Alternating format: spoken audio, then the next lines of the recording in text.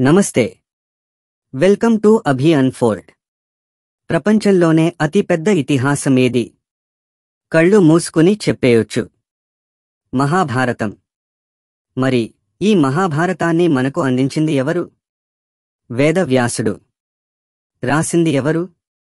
ఆ పనే స్వయంగా వినాయకుడే చేశారు. అయితే ఇక్కడో పెద్ద ట్విస్ట్ ఉంది.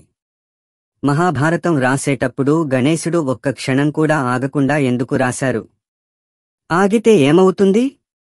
అసలు వాళ్ల మధ్య ఉన్న డీల్ ఏంటి? ఈ ఇంట్రెస్టింగ్ కథేంటో ఇప్పుడు తెలుసుకుందాం. Let's unfold. కథ మొదలయ్యేది జ్ఞానానికి నిధి అయిన వేద వ్యాస మహర్షి దగ్గర.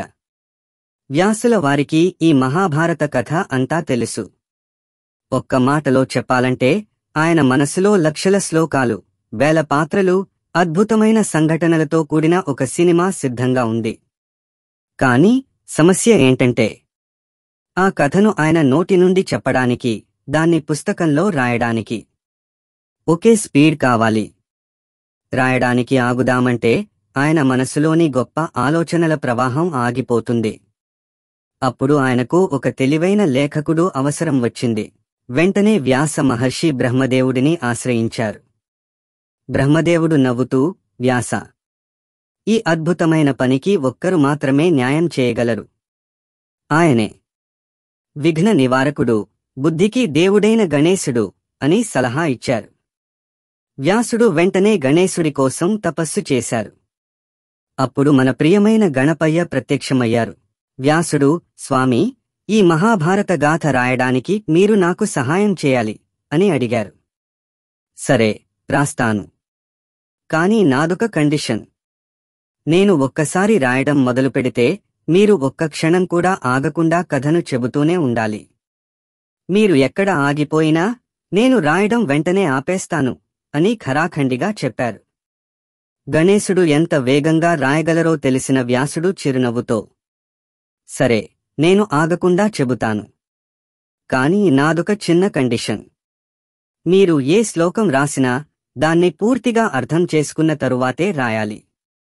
అర్థం కాకుండా ఒక్క అక్షరం కూడా రాయకూడదు అని ప్రతిగా కండిషన్ పెట్టారు. ఓం అని ఆ కండిషన్కి ఒప్పుకున్నారు. అప్పుడు మొదలైంది చరిత్రలో ఎంతో గొప్ప అద్భుతం. ఇక్కడే ఉంది అసలు పాయింట్. గణేశుడు ఎక్కడా ఆగకుండా రాయడానికి గల కారణం ఆ కండిషనే. గణేశుడు తన అద్భుతమైన వేగంతో రాస్తున్నప్పుడు వ్యాసుడికి కొన్నిసార్లు ఆలోచించడానికి సమయం దొరికేది కాదు. అప్పుడు వ్యాసుడు ఏం చేసేవారంటే కావాలనే కొన్ని క్లిష్టమైన, గూఢమైన అర్థాలున్న శ్లోకాలను చెప్పేవారు. ఆ శ్లోకాలను అర్థం చేసుకోవడానికి బుద్ధికి దేవుడైన గణేశుడికే కాస్త సమయం పట్టేది. ఆ కొద్దిపాటి సమయాన్ని వ్యాసుడు తెలివిగా ఉపయోగించుకుని వెంటనే ఆలోచించి తదుపరి వేల శ్లోకాల కోసం సిద్ధమయ్యేవారు.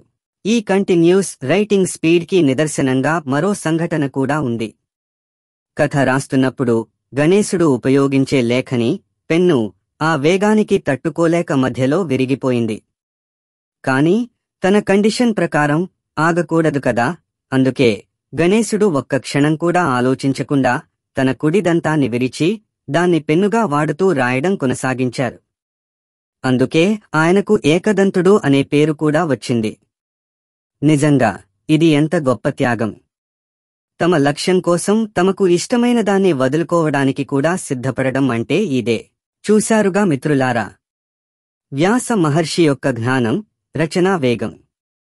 దానికి తగ్గట్టుగా గణేశుడి యొక్క నిరంతర దీక్ష, అద్భుతమైన తెలివితేటలు కలవడంతోనే మహాభారతం అనే మహాగ్రంథం మనకు దక్కింది. ఈ కథ మనకు ఏం నేర్పుతుంది? ఏ పని చేసినా నిబద్ధతతో, నిరంతరంగా చేయాలి. కష్టమొస్తే ఆగిపోకూడదు, దానికి పరిష్కారం వెతకాలి. ఈ గొప్ప కథపై మీ అభిప్రాయం ఏంటో కామెంట్స్లో తప్పకుండా చెప్పండి. వీడియో నచ్చితే లైక్ చేయండి, మీ ఫ్రెండ్స్కి షేర్ చేయండి.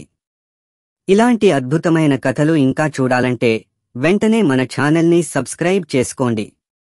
నెక్స్ట్ వీడియోలో మళ్ళీ కలుద్దాం. అప్పటిదాకా కీప్ అన్ఫోల్డింగ్.